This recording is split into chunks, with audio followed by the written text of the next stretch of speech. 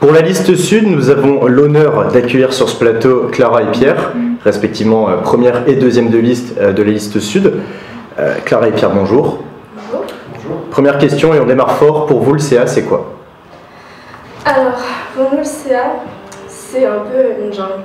Parce qu'on se retrouve dans une situation où, pour nous, Sud, on est vraiment dans une opposition de vision de tout ce qui est politique budgétaire, politique sur l'enseignement avec le reste de l'administration et des professeurs. Et pour nous, on constitue vraiment l'opposition. On n'a pas vraiment de pouvoir d'influer sur les décisions qui sont prises au CA. Alors justement, je cite cette phrase tirée du bilan que vous nous avez fourni. Toutefois, nous sommes bien conscients de l'obstacle que représente le CA, car même avec 9 élus Sud Solidaires étudiants, nous ne formons pas une majorité et nos propositions seraient loin d'être acceptées par l'ensemble du CA. Alors pourquoi se présenter?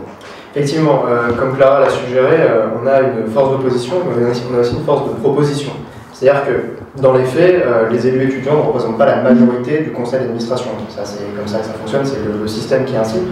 Cela dit, nous, on a des propositions pour améliorer le fonctionnement du CA, pour améliorer le fonctionnement de l'école.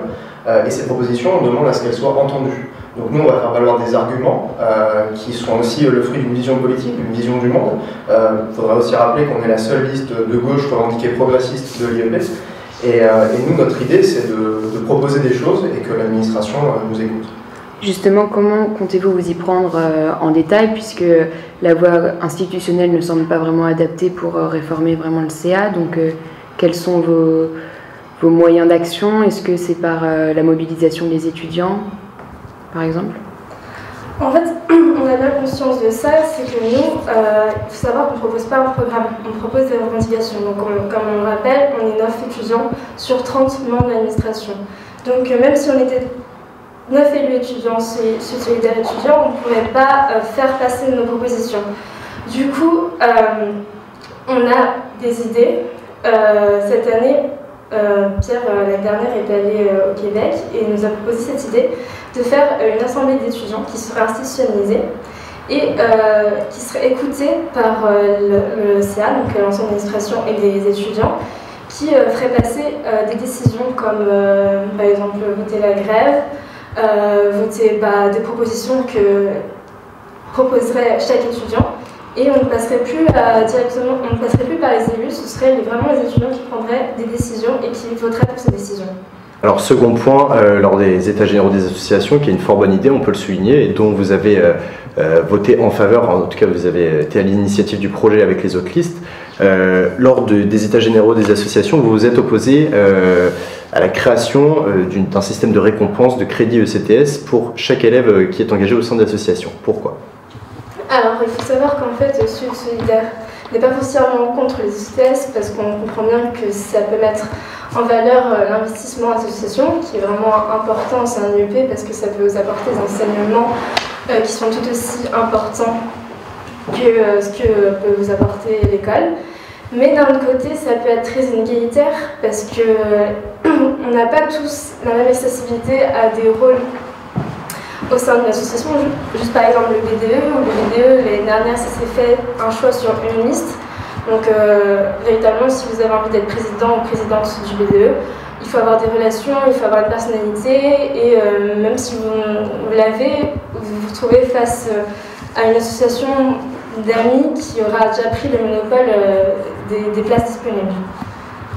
Et un autre point pour lequel nous sommes pas forcément pour la création de CTS dans l'engagement associatif, c'est que, comme l'a souligné Clara, l'engagement associatif est assez inégalitaire. C'est-à-dire qu'il y a quelque chose qui est assez invisible parmi les étudiants et les étudiantes de l'IEP, c'est qu'il y a des gens qui doivent travailler pour financer leurs études et qui n'ont pas nécessairement le temps de s'investir dans une association, ce qui est par ailleurs extrêmement enrichissant sur le plan personnel. Et deuxièmement, vis-à-vis de la quantité de travail nécessaire pour réussir ses études, tout le monde n'est pas sur le même plan. Donc on ne va pas forcément créer d'inégalités en plus, puisque nous on est contre les inégalités. L'idée de créer encore plus d'inégalités vis-à-vis de l'engagement associatif, c'est pas forcément dans notre charte de valeurs. Et pour finir, une question un peu plus personnelle.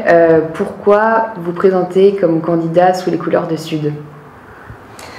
Alors moi personnellement, c'est parce que l'année dernière j'étais déjà investie à ce solidaire, j'ai vu mes camarades agir et ça m'a donné envie de pouvoir continuer ce qu'ils ont fait.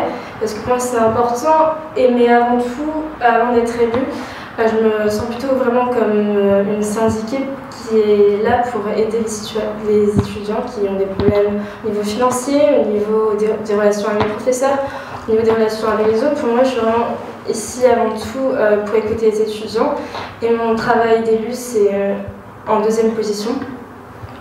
Et pour moi c'est important de faire valoir les idées que peut apporter Sud Solidaire à l'UEP pour une autre alternative, pour voir les choses différemment.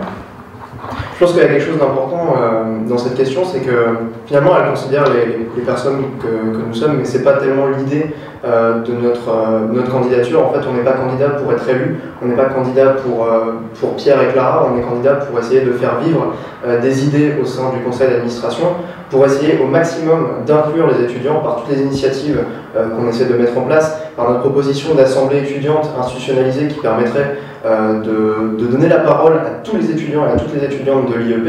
Et en fait, notre idée finale, c'est d'inclure au maximum les gens qui sont à l'IEP. Donc notre idée, c'est démocratique, c'est inclusif, et dans les faits, c'est faire vivre les idées progressistes au sein de l'école. Merci Clara et Pierre d'avoir participé à cette émission et d'avoir bien voulu répondre à nos questions. On n'a plus qu'à vous souhaiter bon courage et bonne chance pour les élections.